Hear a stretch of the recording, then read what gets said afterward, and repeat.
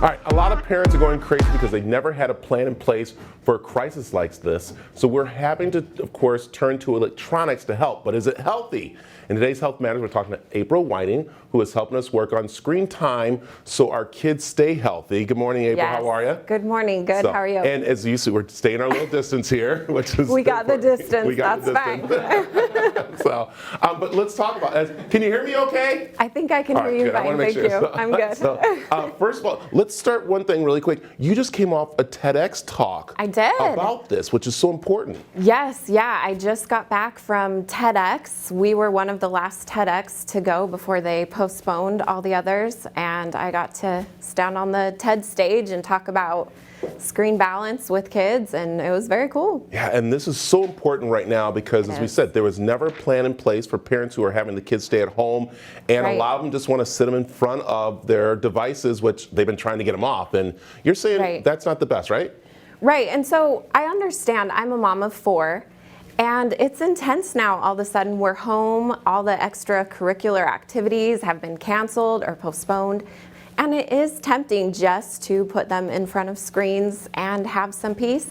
And screens are okay, and technology is actually really great right now to help us educate and entertain our kids. But there's other options instead of just letting them watch funny cat videos on YouTube for 8 hours straight. Yeah. Let's talk about, because you have did some research on how of course, screen time can really affect our kids' brains, right? Sure, yeah. So scientific research is showing, the studies are pretty new, but those screens cause our brains to flood with dopamine in the same way as cocaine.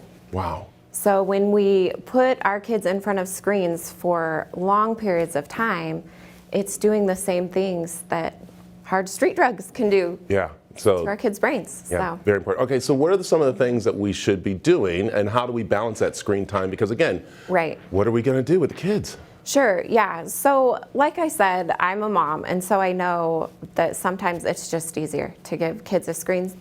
But it's also, the main thing is just to be aware and to incorporate things like device-free dinners with your family, where all devices, even mom and dad's smartphones, go in a basket in a separate room.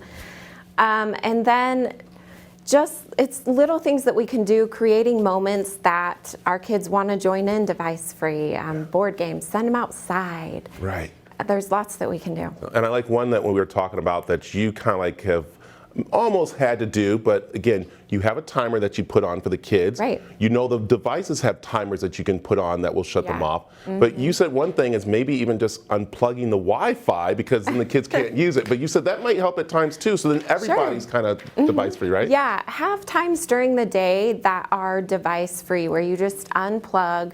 We're being bombarded right now with so much information anyways that can feel scary to our kids. Make sure you don't have the news on in the background all day for them to be hearing all these scary things. And take times during the day, a couple hours here and there, that are device-free, screen-free. So I know you have the boys, so I know that's kind of hard at times. Do you let me ask you this.